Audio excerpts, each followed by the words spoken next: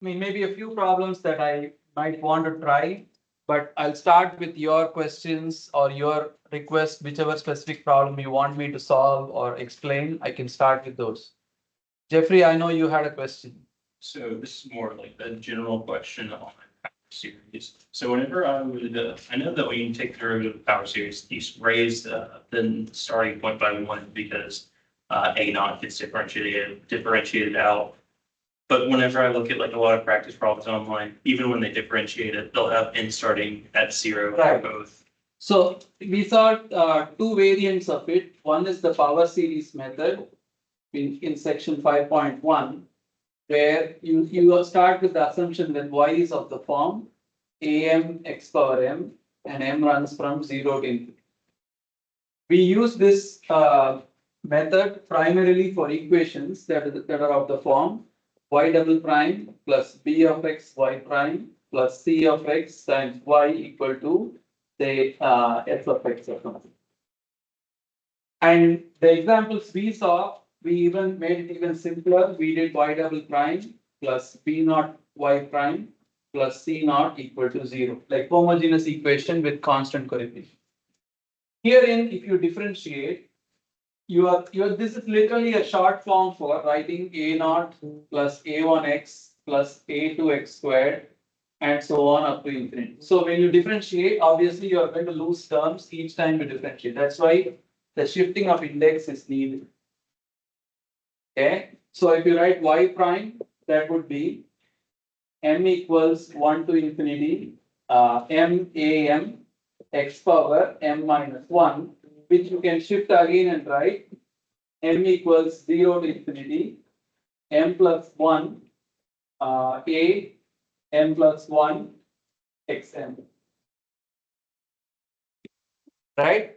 We also saw Frobenius method. Frobenius method, which is in section 5.3. Okay, where you start with the assumption that the solution is of the form x power r summation m equals 0 to infinity am x power n. And for these, the functions or equations of the form y double prime plus b of x over x squared y prime plus c of x, sorry, b of x over x times c of x over x squared y equal to say s of x, but mostly we considered like homogeneous equation. Here, the key assumption here is that the functions b of x and c of x are analytic at x equal to 0. That is, they don't become themselves infinity when you substitute x equal to 0. So with this assumption, when you write x power r, you know that the function is still finite value if you substitute x equal to 0. Okay. So then when you differentiate this, you can write summation m equals 0 to infinity am m plus r times x power m plus r minus 1. R is just any number, it's a real number. So you don't have to do any shifting of index here because x power r will ensure that this term doesn't go away completely. Okay, did you have a, yeah. I do have a question. Yeah. Can we do this one? Which one? Read out. Or, yeah. A model for the spread of contagious diseases is obtained by assuming that the rate of the spread is proportional to the or you want to Read it out to me. Rate of spread is proportional to the number of contacts between infected and non-infected persons who are assumed to move freely among each other. okay. Set up the model, find the equilibrium solution, and indicate their stability or instability. The rate of infection is proportional to number of contacts between infected and uninfected persons who are assumed to move freely among each other. Sure. So if you start with say initially there are, so okay, if you think of the number of uninfected persons as n equals number of uninfected patient or persons. What they are saying is the rate at which n decreases is proportional to the number of contacts, which can only be proportional to the number of infected persons at that time, minus initially how many people were infected. Wait. So this is number of uninfected persons. So if two infected people come in contact, what happens? Nothing happens because they are already infected. If two uninfected persons come in contact, nothing happens.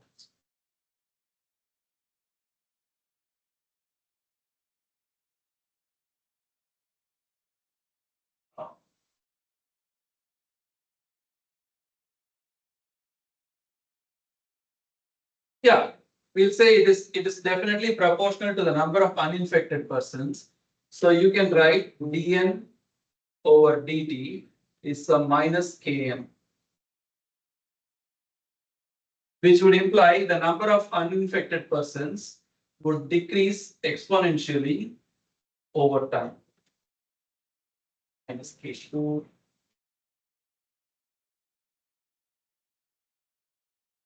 So this is this model is this law. This one statement is going to essentially dictate that the number of uninfected persons in the population will decrease exponentially.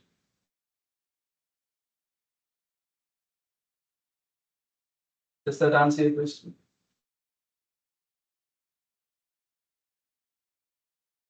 What is the final statement in the question? I'm not sure if we should use the decaying. Okay, what we should do? Because then if they ask, find the equilibrium solutions and indicate their stability or instability. Find the limit of the proportion of infected persons as t goes to infinity. Okay, from which topic is this? The first, Like problem set? From where are you reading this out? from one of the homework exercises, 34. Let me check if I have the book in here. So this is exercise number 34. 34 in which problem set? Of the first, We're talking about population dynamics. section 1.5. Yep. Okay, got it.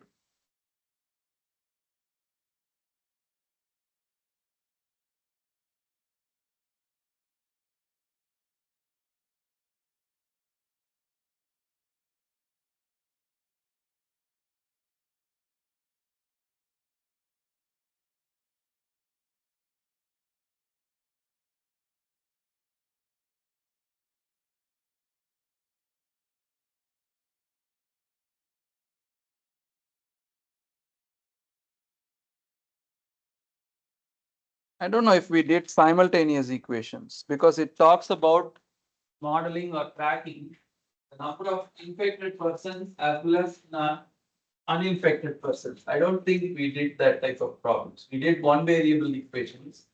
And like, for example, if you have a chemical species that is undergoing a reaction, like a unimolecular reaction, the rate at which it decreases is proportional to the rate constant times the concentration at that time, n of t. So this type of a decay would lead to, like I wrote here, an exponential decay. So we're only going to work with decaying cases. Yep. Okay, yes, because this is in the homework and I couldn't figure it out. I wrote the homework like maybe a few years ago when I was maybe doing more topics, but I had cut back on the topics, but didn't revise the homework. So I would stick to those that involve the decay of one parameter. Yeah. Yeah. Can we just do start simple and do like maybe the first problem on mock exam 2? First problem on mock exam 2. Can you read the problem? I don't have it in front of me. First problem on mock exam 2. I remember that. The uranium. Oh, that's mock exam. It was the drugs in the post. Okay, can you please read? That one is from one of the homework as well. Okay. The exercise that was before this one. Can you read that or tell me the problem number? I can. So find and solve the model for drug injection into the bloodstream if beginning at time zero, a constant amount of A grams per minute is injected at time zero. And the drug is simultaneously removed at a rate proportional to the amount of drug present at that time. That's exactly the problem I just solved. So the rate at which that drug is removed is proportional to the concentration at that time. Since it's a removal, we add the negative sign. That's it. Okay, so if you want to write the rate of removal is negative change of dN over dt equal to n, which means n equals n naught, which happens to be a e power minus t. That's it. Grams per minute.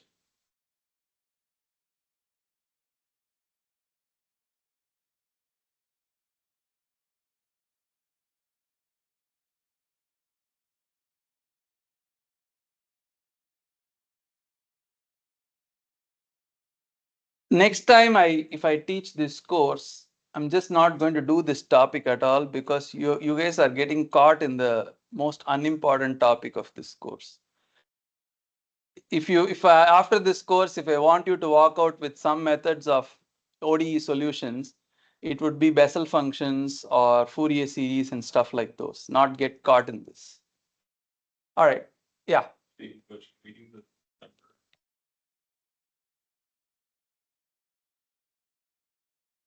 Can you read out the problem?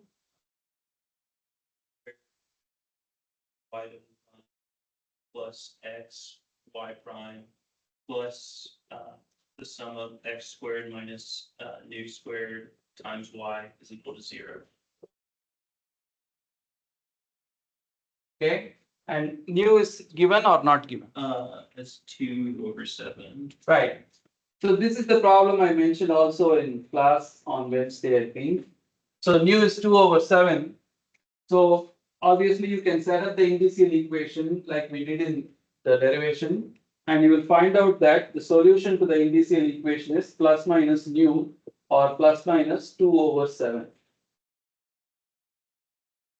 Firstly, 2/7 is not an integer, so we are okay. And 2 times nu or 2 times 2/7 is 4/7, which is also not an integer. So we have two distinct values of nu, which will lead to linearly independent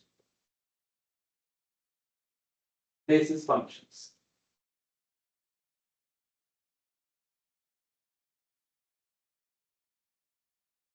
Linearly independent basis functions. So the solution is simply y of x equals C1 j nu of x plus C2 j minus nu of x, where j nu of x is the Bessel's function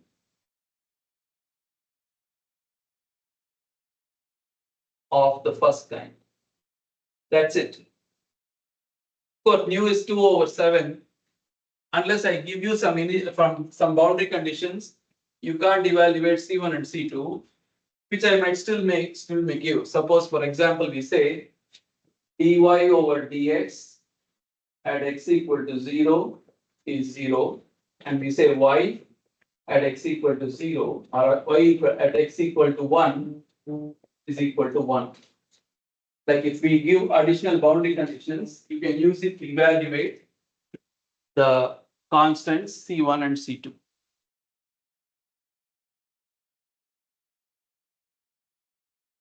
This is what you will do if you are modeling this. If suppose this is a model of heat transfer in a cylindrical, like a cylinder, you write the equation in cylindrical form. Instead of x, we'll use r. So we'll have r squared t double prime plus rt prime plus r squared minus nu squared times t equal to 0. So this is what you will use to obtain the temperature profile in the radial direction. T of R would be C1 J nu of R plus C2 J minus nu of R. So in that scenario, we'll have boundary conditions which says the problem is symmetric at 0, dt over dr at r equal to 0 is 0. And suppose this is at the surface is at a constant temperature, you will have T of R equal to radius equal to ts.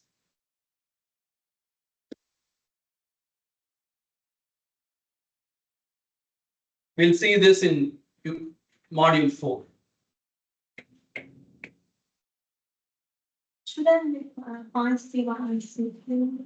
If you are given boundary conditions, yes. If you are not given boundary conditions, no. So if we're not given boundary conditions, we could leave it as y of x is equal to C1 J nu of x. Yeah, Okay. it's essentially saying if you can write this, you get the credit. Which if I ask in the exam, you should understand I've kept a really low bar for you.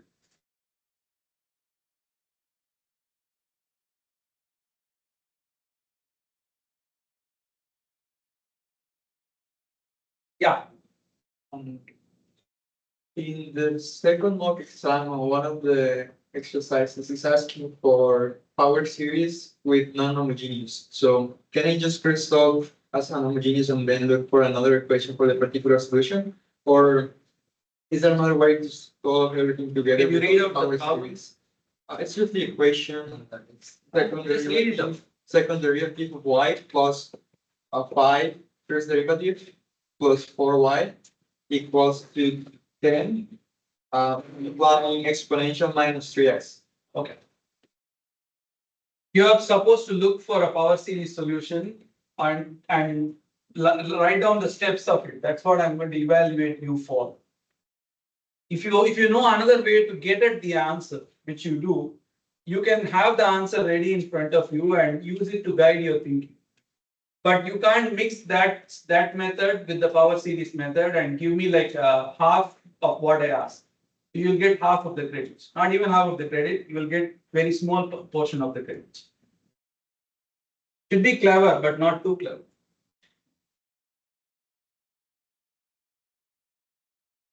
So actually, this is the type of problem I also wanted to solve.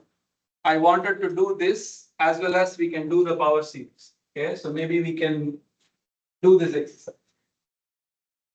Do you know to solve this problem using the approach I have given here to begin to find the particular solution?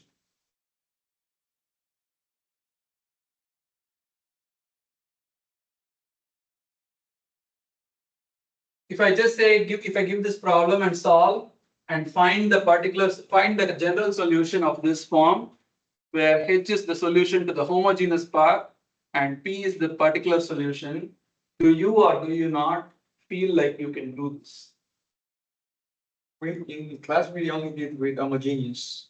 And you just refer to us to a table with how to look into the particular solution depending. Did I say self-study? Yes, and Did you study? yes. Okay, so let's do this problem. Okay, let's get the solution using that approach. That's why the first thing I wrote as my agenda is to do an example. I know that I didn't do an example during class and I asked you to study. Okay. All right. So if you were to do this, what's the first step? Get the solution to the homogeneous part. YH of x is equal to C1 e power minus 4x plus C2 e power minus x. I'll just skip to that. And would you be like, what? You okay? I do that? Characteristic equation. Sorry? Characteristic equation. Yeah, I did. I skipped a lot of steps in between. I wrote the characteristic equation, factorized it, found out minus 4 and minus 1 are the roots. And we have this one. Good? Yes. Second step is to assume a particular solution. And whenever you have exponent, I mean, the general procedure is given in table 2.1. And if you are going to get a problem like this, I will provide table 2.1 in the question sheet. You don't have to put all of that in your cheat sheet. If this is coming, this table will be provided. What? Okay. All right. So if you refer to table 2.1, which is in page 82, if you have an exponential function, you are asked to assume ypx of the form ke power minus 3x, where k is to be determined. And how do you determine k? Substitute this yp on both, substitute the yp on left side and compare coefficients. So y double prime is 9k e power minus 3x plus 5 times minus 3 is minus 15 k e power minus 3x plus 4k e power minus 3x equal to 10 e power minus 3x. 13 minus 15. 13 minus 15 is minus 2, right? Minus 2k equal to 10 or k equals minus 5. So you will write third step, the complete solution y of x is equal to c1 e power minus 4x plus c2 e power minus x minus 5 e power minus 3x. This is the complete solution. Yeah. Why didn't we like just put a series for y and like do the? That is the power series method. They will be mentioned in the question. It will be mentioned. Oh, okay. If it is not mentioned, you can do whatever you want. But if it is mentioned, you have to do what is asked. Okay. Yeah. So if you are here to the third step, if the boundary or initial conditions are provided, even if I say it or don't say it, you are duty bound to evaluate C1 and C2 from initial or boundary conditions. So in the exam, please don't ask me, should I do this? If it is provided, yes. If it is not provided, no. You can leave it here if it's not provided. Yeah. We solve it now using the power series. Yes, we are going to do that. So now that you have the answer ready with you, you can do the power series and even simplify that to show that this and that will be the same.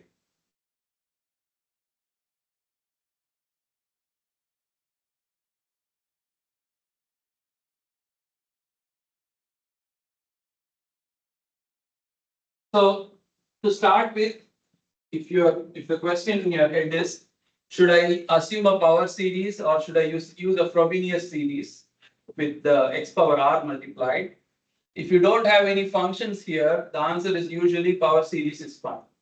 So you start with solution of the form y of x equals am x power m equals 0. So you can compute what is y prime, which is m equals 1 to infinity mam x power m minus 1, which I will start writing as m plus 1 am plus 1 xm, and y double prime is m equal to 0 to infinity m plus 2 times m plus 1 times am plus 2 x power n. I'm deliberately skipping steps.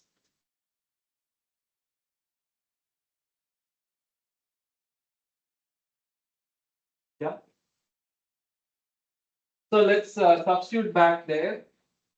We have summation m equal to 0 to infinity m plus 2 m plus 1 am plus 2 xm plus 5 times m plus 1 am plus 1 xm plus 4 times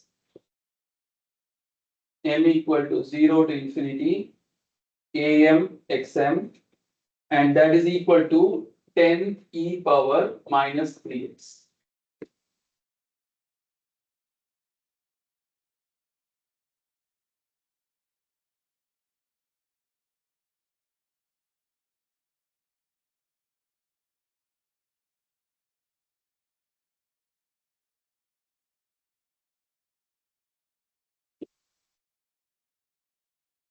So what you should do as the next step is write the right hand side as a power series. If it's a polynomial, that is sort of already there. But if it's an exponential, sinusoid, logarithm, or combinations thereof, you need to expand this into a power series. Now you might know the power series, like for example, if you know e power x, you can write e power minus x is 1 minus x plus x squared over 2 factorial minus x cube over 3 factorial and so on up to infinity. You might know this or write it on your sheet. What I would recommend is having the Maclaurin series on your sheet, or you prefer Maclaurin series, which is f of x equal to f of 0 plus f dash of 0 plus f double prime of 0, f dash of 0 times x plus f double prime of 0 divided by 2 factorial x squared and so on. So this will work for any function which is analytic at f of 0, which is analytical at x equal to 0. Yeah. Does that mean that final result only if it's around 0? No, you can go back to Taylor series, which will work for any value x plus h, which is f of x plus f dash of x, f of h times f dash of h times x plus f double prime of h divided by 2 factorial x squared and so on. So you can even keep this if you want. So for e power minus 3x, I'll write this is 10 times 1 minus 3x plus 9x squared over 2 minus 27 x cubed or 9x cubed over 2 plus and so on up to infinity.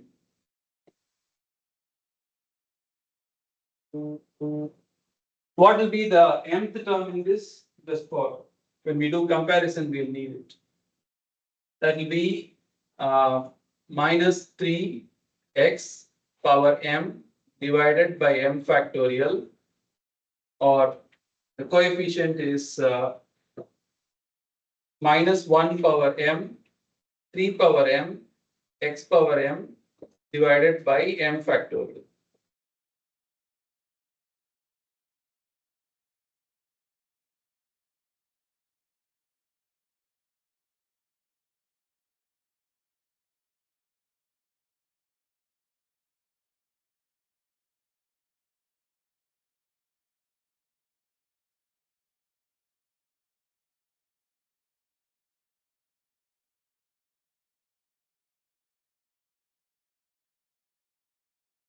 Can I erase this 3 lines?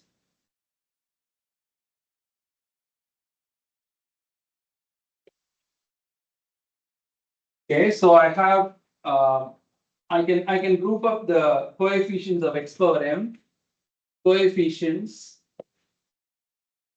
of x power m. That will be m plus 2 times m plus 1 times am plus 2 plus 5 m plus 1 am plus 1 plus 4 am equal to minus 1 power m, 3 power n divided by m factor.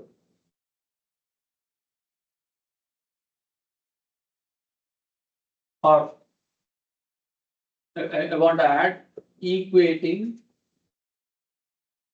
the coefficients of x power m on both sides. Should also multiply by 10.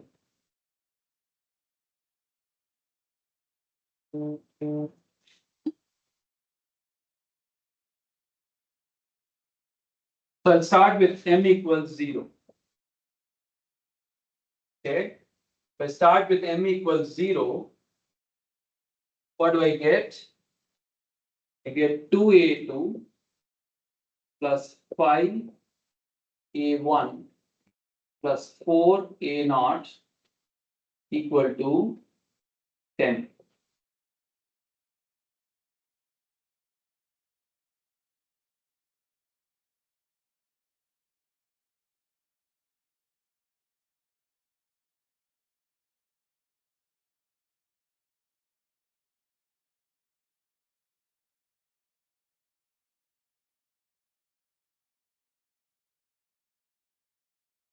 Okay. How many undetermined coefficients am I allowed to have? 2. No more, no less. 2, right? So then if I write m equals 1, what do I get? 3 plus 2. 3 times 2, a3 plus 5 times 2 or 5 times 2, a2 plus 4a1 equal to minus 1, 3 and 1 factorial. So this is minus 30.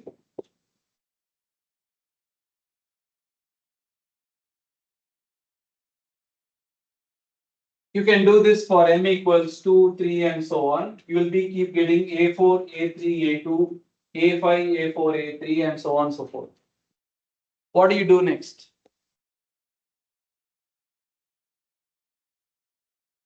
If we assume a0 and a1 are going to be our undetermined constants, you can rewrite this equation in terms for giving a2 in terms of a1 and a0 and use that in the second equation to get a3 in terms of a1 and a0. Everything in terms of a1 and a0. Okay. So let's start with this. Okay. So a2 equals 10 minus 5a1 minus 4a0 divided by 2.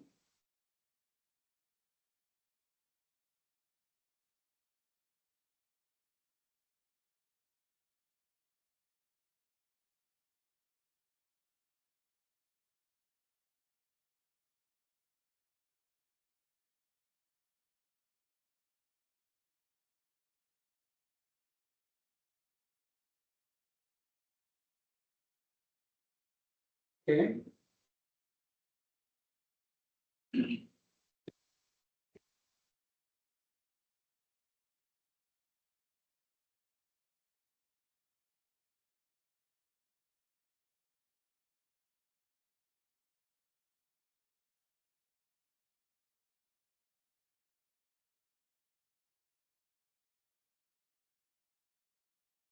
What is a3? A3 is minus 30 minus 10 a2 minus 4 a1 divided by 6.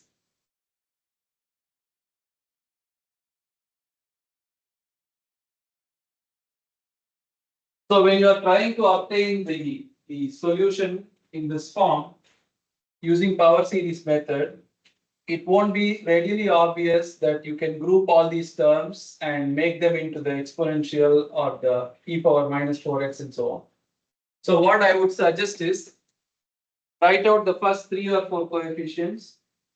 You can also similarly expand this as a series and write out the coefficients and show that they are the same. In fact, in the exam, you might not, it's very unlikely that I will ask you to do it using method 1 and then method 2 and prove they are the same. I'm not going to ask that. I might either ask 1 or 2. Okay, so how do you write the solution now? You have y of x equals to A naught plus A1x. Those two are undetermined coefficients. They'll remain that. And wherever A2 appears, you are going to have 10 minus 5A1 minus 4A naught divided by 2 x squared.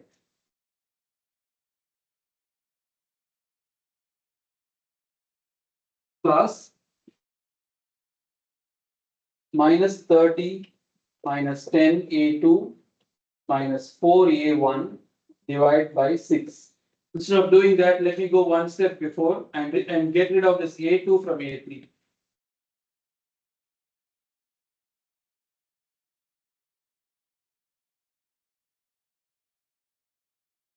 Okay, so I'm going to write A3 equals minus 30 and then I have minus 10A2, which is like writing minus 5 times 10 minus 5A1 minus 4A naught minus 4A1, the whole thing divided by 6. So this is minus 30 minus 50 plus 25A1 plus 20A naught minus 4A1 divided by 6.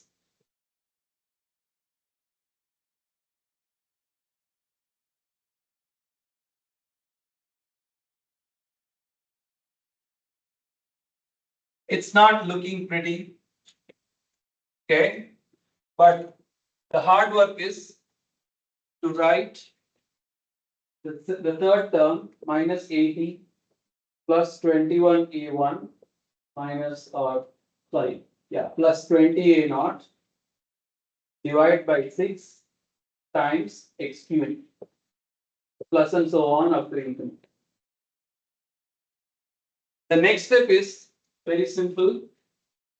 Group all the terms which appear with A naught, group all the terms which appear with A1 plus the terms which have neither. So for example, you have here 10 divided by 2x squared, which is 5x squared,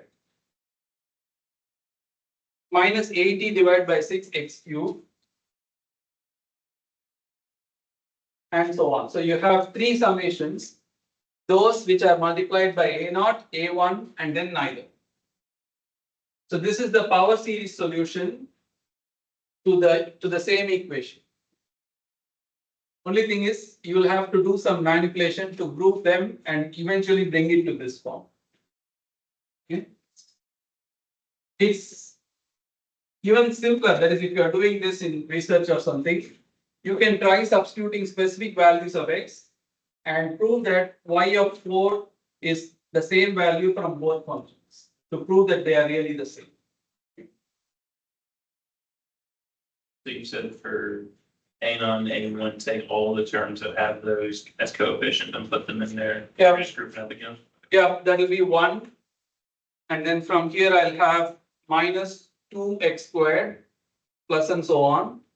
I'll have x minus 5 by 2 x squared plus and so on. And then the third term. Just everything else. You have everything else which don't have A naught or A1.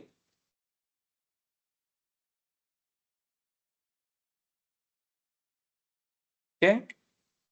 I guess the first two terms will give us the homogeneous center and then the other thing. No. Yes, but you still have to do some manipulation to get them to say e power minus 4x and e power minus x, which it doesn't look like that right away. There are some algebraic steps involved. If the question is prove, question will not be prove, it will be solved using method 1 or method 2.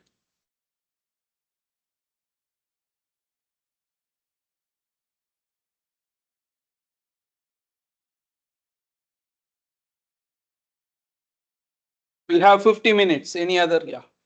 Can we just leave the solution? If we don't know the simplification, can we just leave the solution as a power series? Yeah, you can leave it here. Yes, because You can leave it here if boundary conditions are not given. If boundary conditions are given, you have to evaluate them. Whether it's said or not, you have to.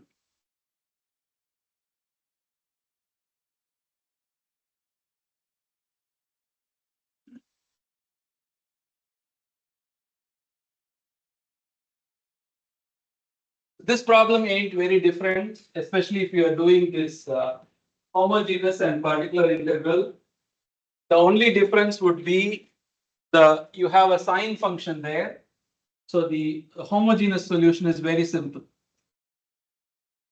C1 sin x plus C2 cos x or cos t. Homogeneous solution.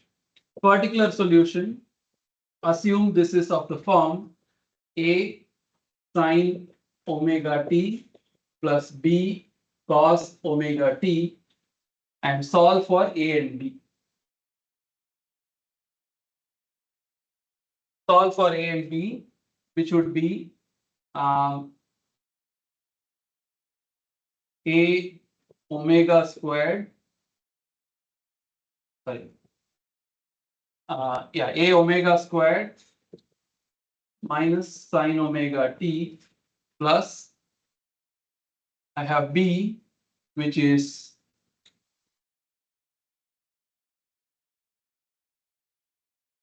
minus B omega squared cos omega t plus Y, which is A sin omega t plus B cos omega t equal to cos omega t.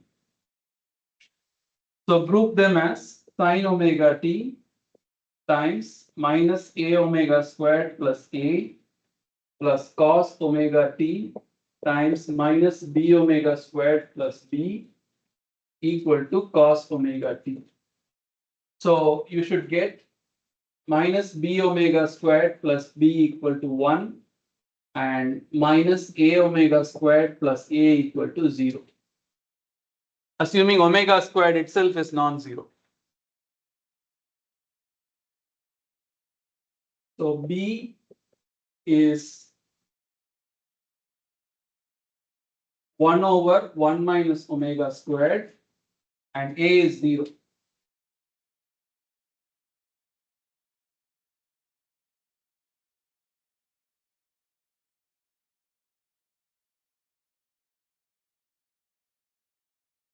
If you have that table, the main skill is writing down this from the table. That's it.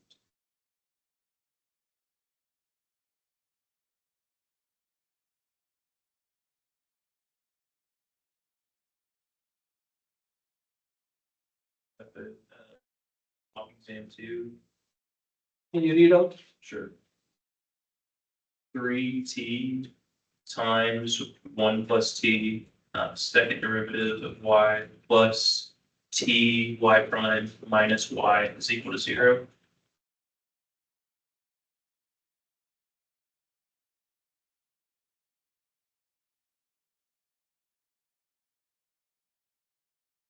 Okay.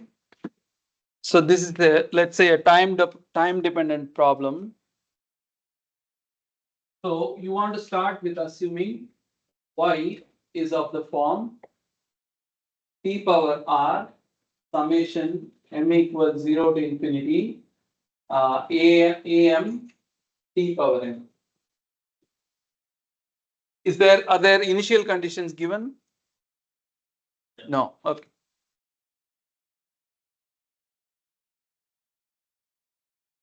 Okay, so before I proceed forward, anybody wants to say what are the next steps in the Frobenius method? You need to divide the 3t times 1 plus t over to the y prime. Good. So you have y prime divided by 3 times 1 plus t and then minus y divided by 3t times 1 plus t. This is still not comparable to the Frobenius form. You want to write y double prime plus b of t divided by t y dot plus c of t y divided by t squared equal to 0. So by comparison, what should be your b of t?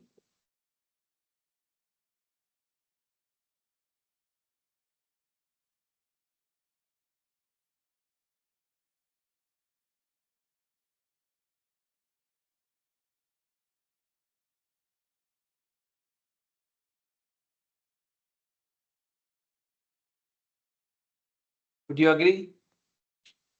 B of t should be this t divided by 3 times 1 plus t, and C of t is just negative of that.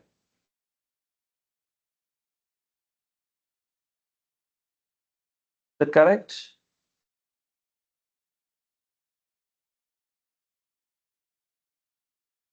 Yeah. Right? So then what is your next step then?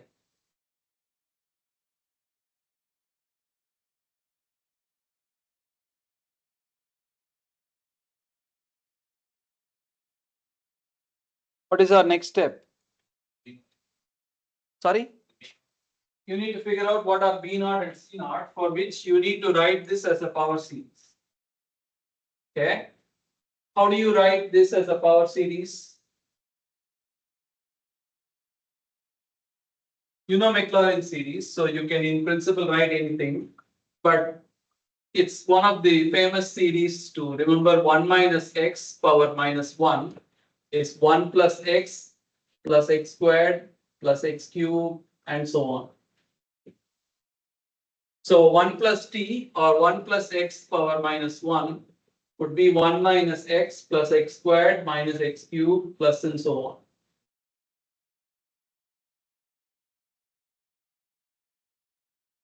So I have b of t equals t over 3 times 1 plus t power minus 1, which is t over 3, 1 minus t plus t squared minus t cubed plus t to the 4th and so on, which is t over 3 minus t squared over 3 plus t cube over 3 minus t to the 4th over 3 and so on. Which tells me B naught is 0. There is no constant term. Yeah. Like when the anything is multiplied with t, we can easily say that p naught is 0. Yeah. To show that. Well, not always you will have t. Sometimes you might have like another power or another exponential function. It could be complicated. That's why I wanted to illustrate the person. Yeah, for this problem, yes. Similarly, same argument, C naught is also 0. And what is your initial equation? Initial equation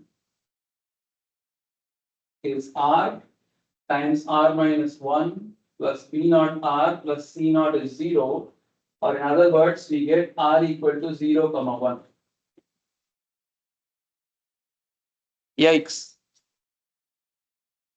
What is the problem here?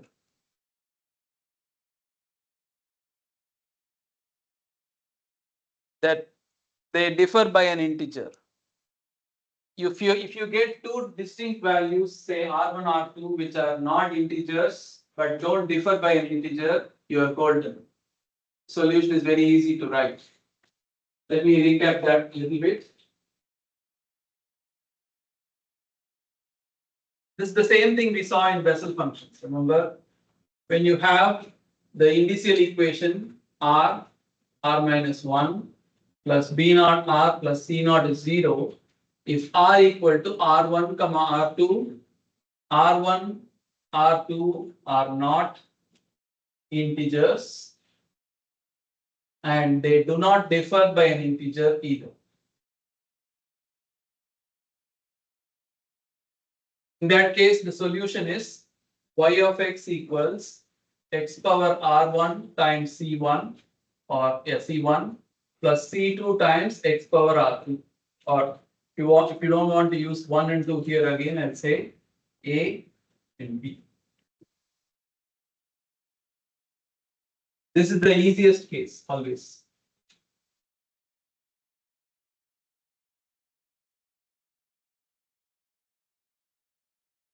Wait, this multiplied by m equals 0 to infinity am x power m plus b times x power r2 summation m equal to 0 to infinity, m equals 1 to infinity, am x power m.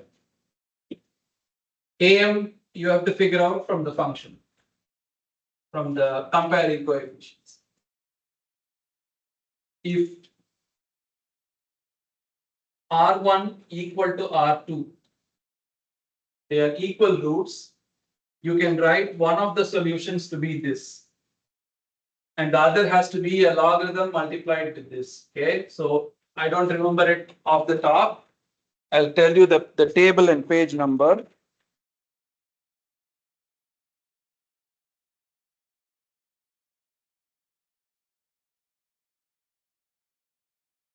Theorem 2, page 182, 183. Theorem 2, page 182 and 183. So it has the three cases. In fact, an abbreviated form of that table on your cheat sheet is something I would recommend you having. I would have it because I can't remember that long equation. The third case is R1 and R2 differ by an integer. That is third case.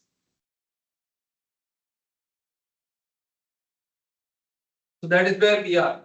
Our roots differ by an integer. So for that, I'm going to write, excuse me.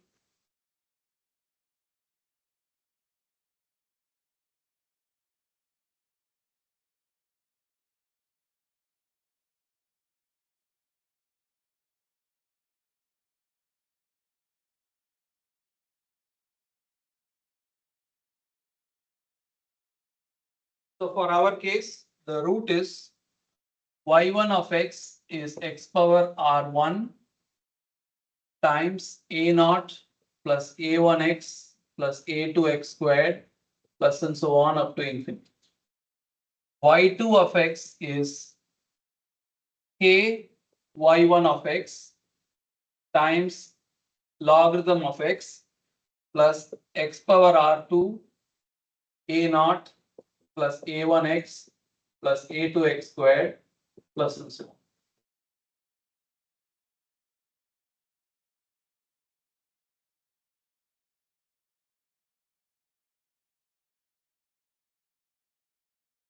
Okay, so we have r equal to 0 and r equal to 1. So let's evaluate our coefficients.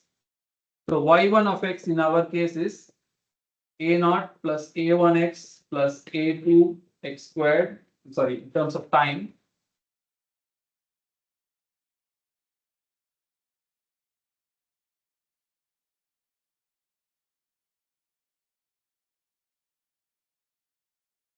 How do you get a naught, a1 and so on?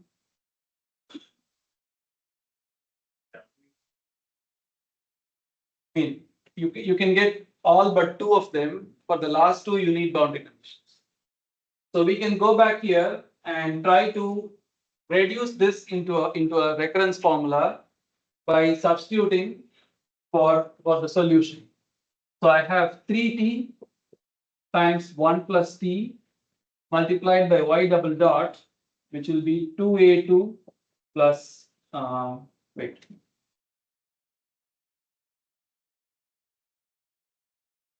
Multiplied by m equals 0 to infinity m plus 2 times m plus 1 am plus 2 t power n. That is y double dot.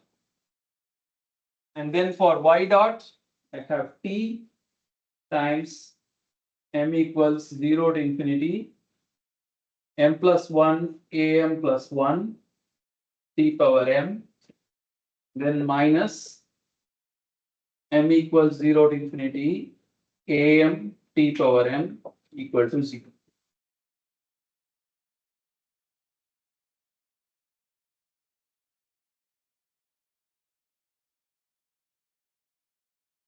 You need a pen? Oh, sorry, I don't, but one of you can lend a pen to him.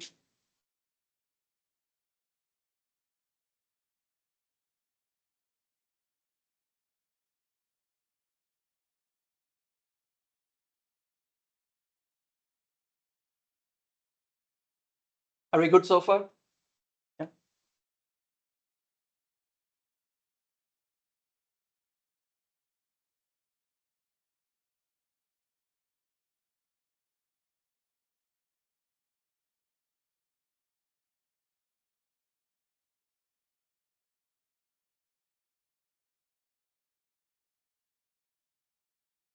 Okay, so I have 3t plus t squared times I have actually, can I get some help? What would you do next?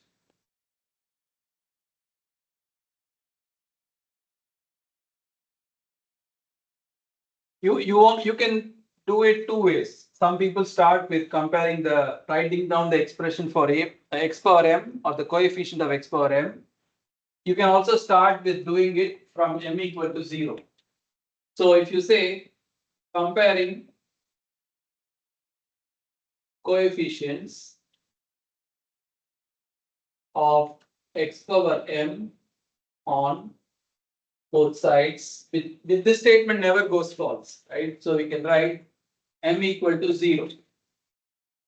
What are the powers of t power 0?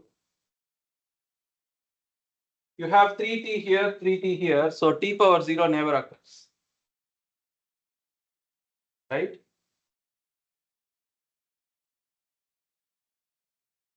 T power 0 occur on the very last term, but Yeah, I mean, in these two, last term, yes. That leads to a naught equal to 0.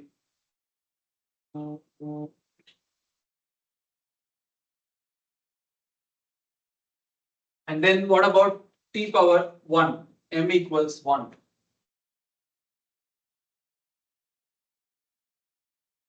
M equals 1, try this and then look up, I'll also try.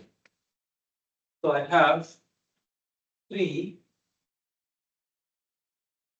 times 2 times 1 times a2 plus a1 minus a1 equal to 0.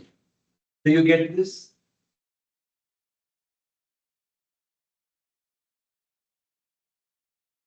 From the first term, I have 3t, and then if I substitute m equal to 0, I get t power 0, a2, 2, 1. So 3 times 2 times 1 times a2 times t power 0.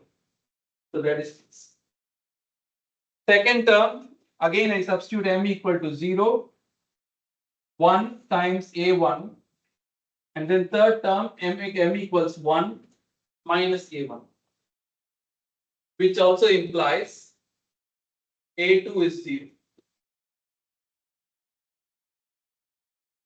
What about a1? yes, I'm a little confused on this last part where I know we said m equals 0. And then from on the very left of 3t, 1 plus t, Yeah, are we setting t to 0 or m to 0? Because wait, we are setting not t to 0. I apologize if I said that. I'm setting m equals 0, so I get t power 0 here. I already have a 3t and a 3t squared. So the lowest power I could get is only only t, and the second is t squared. There is no constant term here. Same thing, no constant term here, because if you want, I can write this as t plus 1. So if you put the counter at 0, you get the first power, not the constant. Okay. So a naught is 0, a2 is 0. What about a1?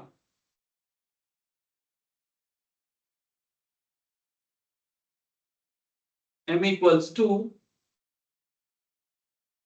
So collect the powers of t squared. You are going to get 3t squared. And then I substitute m equals 0 here. Okay.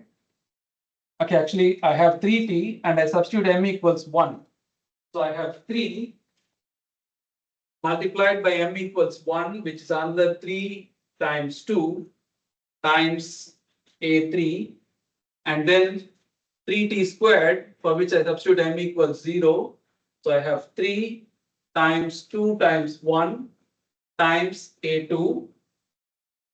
This yields me 2 terms for t squared. Do you agree with that? This summation or this term yields, there are 2 terms which have t squared. Okay. And then what about the second? Plus, if I take the t, I have to substitute m equal to 1. So that is 2 a2. And if I take the, yeah, that's no more. If I say there is no option to go for, there is no other. Okay.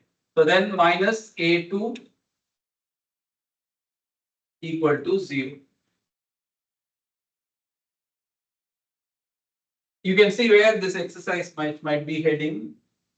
You are essentially going to get everything to be 0. A naught.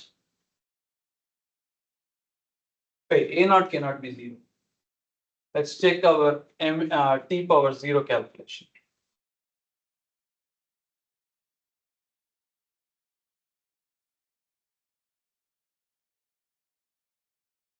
A1 is non-zero, right? We didn't get any relation for A1, right? So A naught, A2, A3, and so on, they are all zeros except A1, which remains undetermined. So our first basis function is y1 of x,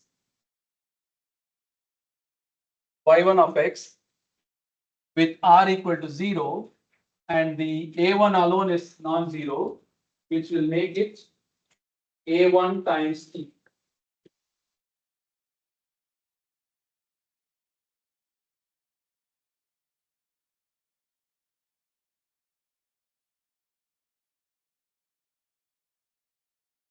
So I'm going to write this is A1 times t.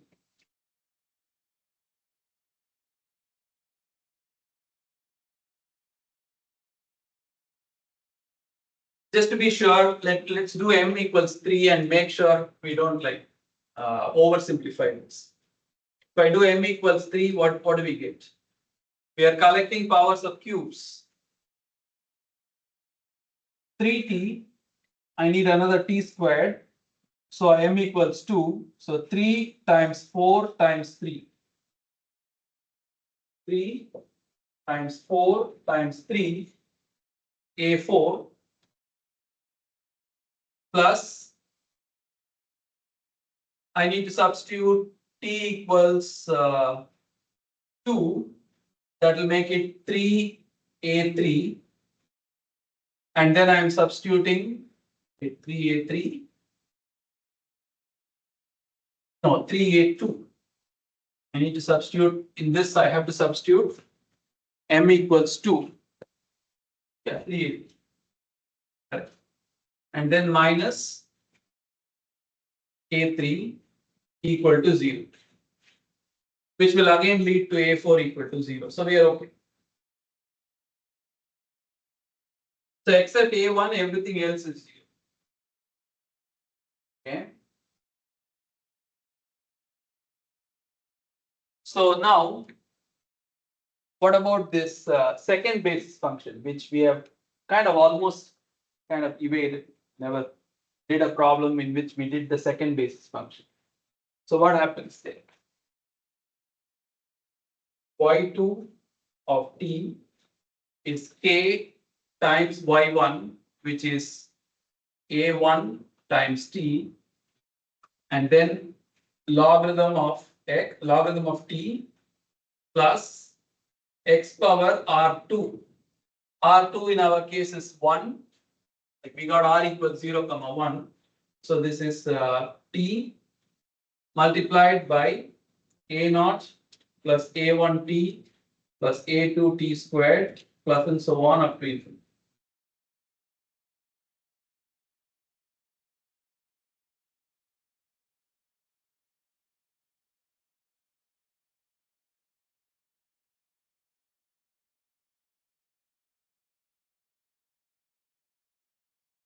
What do you do next?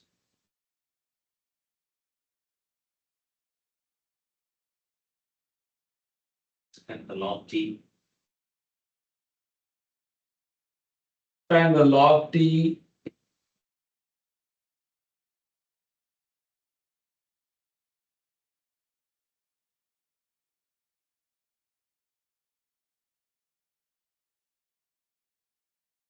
So let's try this, okay? Before I get into this, are there any other problems you want to try? Because it could take a while and we might run out of time. Is there any other questions anybody has? We'll continue this.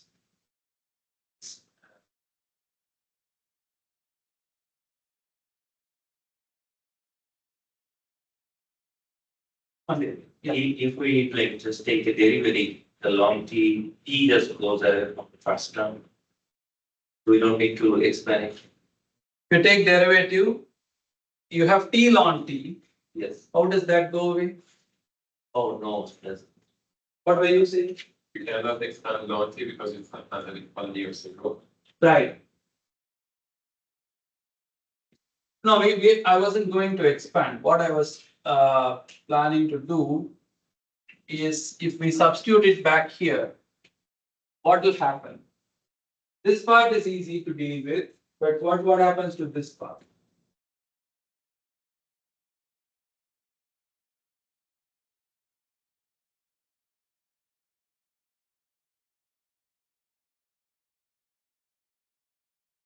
So this is again something I kind of skipped over during lecture, so let me take the time to do this. So the first solution is clear, right? The first solution we are getting is this one, A1 times T. That part is clear. To obtain the second solution, the book talks about a method called reducing of order, section 2.1. The idea is pretty simple. You want to write y2 is y1 times u,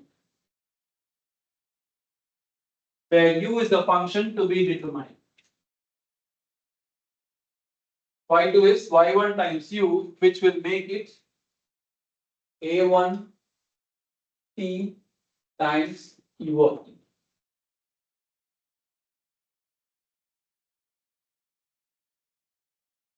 So you are going to get y2 prime is a1 u plus a1 t u prime.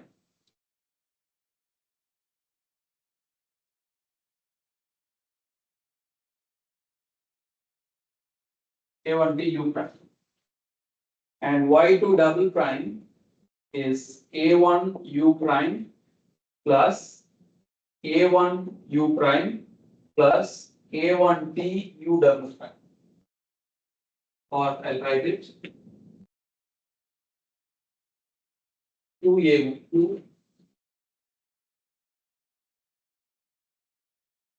a1 into u plus tu prime, and then a1 into 2u prime plus tu double. So if you substitute in the original equation, I have 3t times 1 plus t y double dot. Most of you, I think, are aware the convention to use the symbol is when you have a time derivative, we use a dot.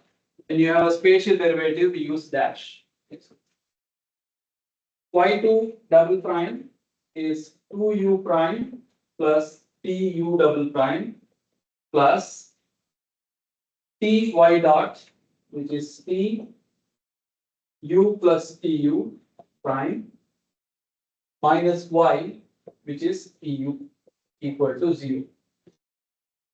I left out a1 because we assume a1 is non-zero, which will, if we assume a1 is 0, then it's a trivial solution. So we'll in general assume a1 is non-zero.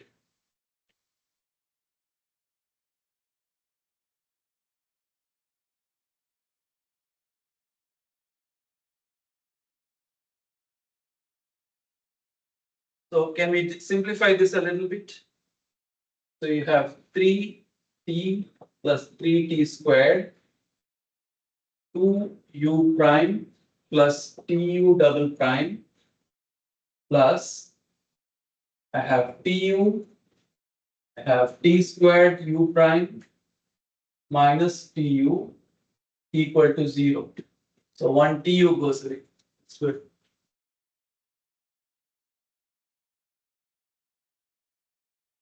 That's good. So now we have three. I'll still write as 3t plus 1 plus 3 just for 1 second. 2u prime plus tu double prime plus t squared u prime equal to 0. What is good about this equation? Louder. It's basically first order. It's a first order equation because it involves only u prime and u double prime.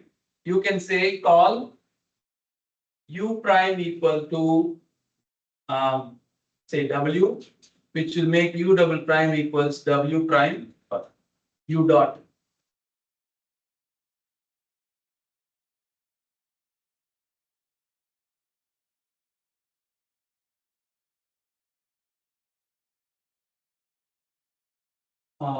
Double dot, double dot, dot. 2u dot. Okay, so then this is, I can also cancel one more t. So I have 3 times 1 plus t, 2w plus tw dot plus tw equal to 0. Which is tw dot plus 2w plus t over 3 times 1 plus t times w equal to 0, or I'll write tw dot plus w times 2 plus t 1 plus t times w equal to 0.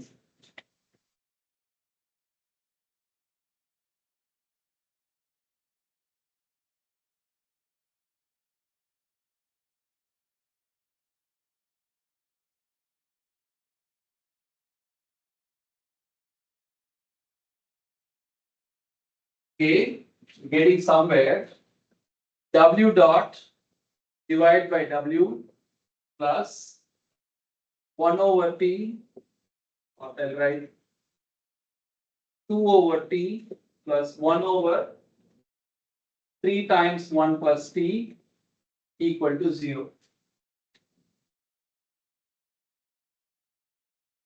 This equation is solvable, right? This is, we have separated the variables. So you can integrate this, integrating. So I'll write this as dw over w equal to minus 2 over t plus 1 over 3 times 1 plus t times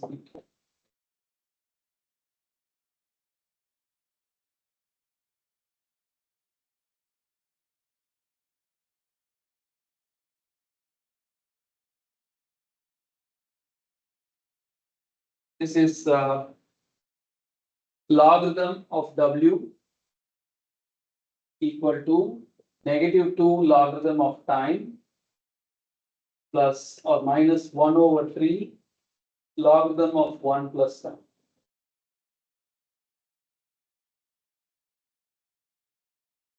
So we can write this logarithm of, so this is t squared, this is t to the 1 by 3, 1 over t squared 1 plus t to the 1/3. Write it somewhere. Logarithm of 1 over t squared times 1 plus t to the power 1/3. Which means my w of t is 1 over t squared times 1 plus t to the 1/3.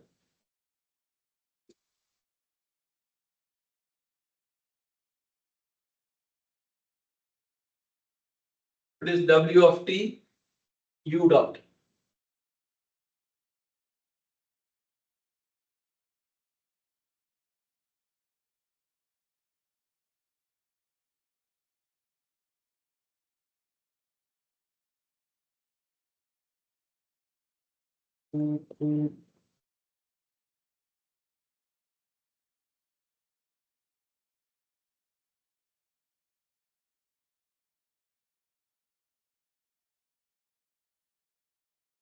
Okay, so my u of t is then, so u dot is 1 over t squared times 1 plus t to the 1/3.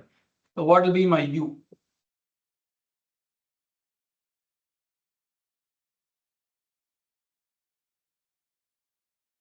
You need to do this integration, which will look a little messy. Let's see.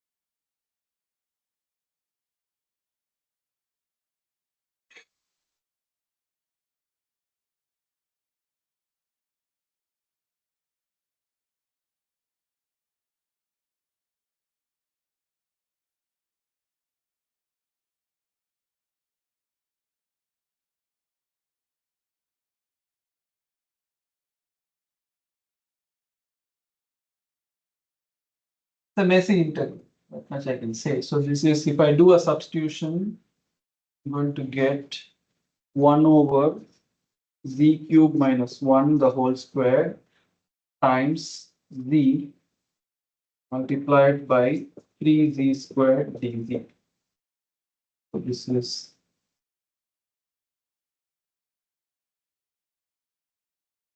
so this is, if I do a transformation,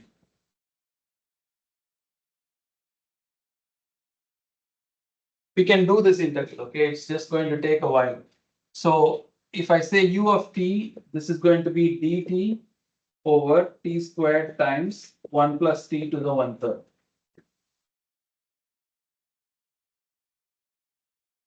A known function, which after you need to do the integration operation. So we said y2 of t would be a1 t u of t. Let's see if that gives us any kind of break here. We don't need u of t per se, we need t u of t. Right? You need t u of t, not u of t per se. So I'm going to try, if this is u dot of t, okay, what is the derivative of tu? That is u dot t plus u. U dot t plus u. Would that give us any advantage here?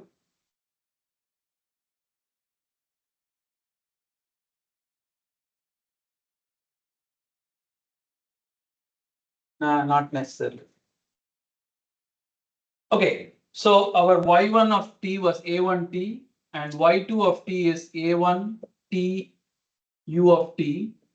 So when you construct the general solution, you want to write this y1 of t equals c1t plus c2 t u of t, where u of t is given by this integral.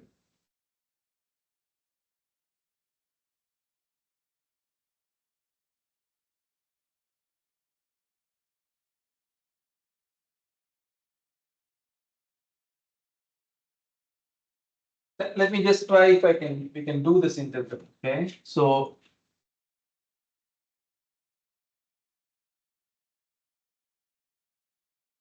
are there any other questions?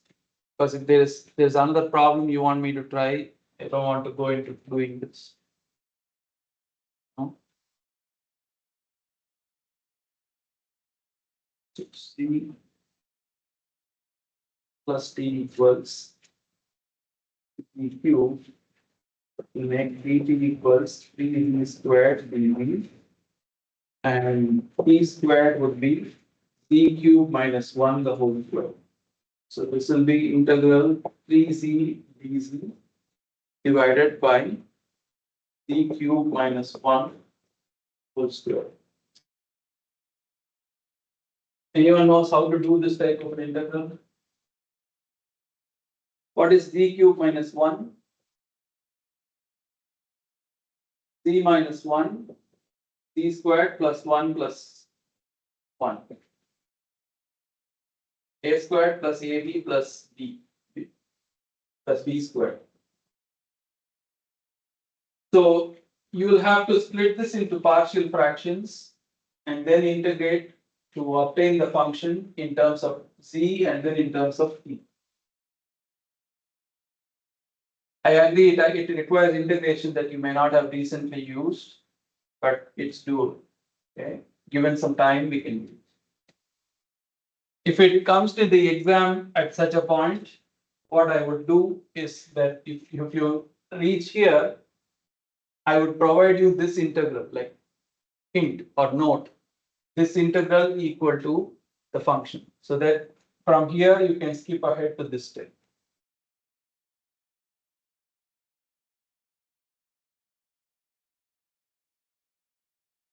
So it's 140. If there aren't any more questions, I would like to stop here. So that I can get some lunch.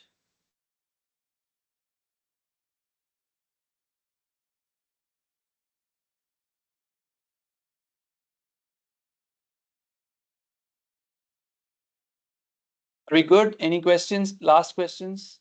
No? I'm going to stop.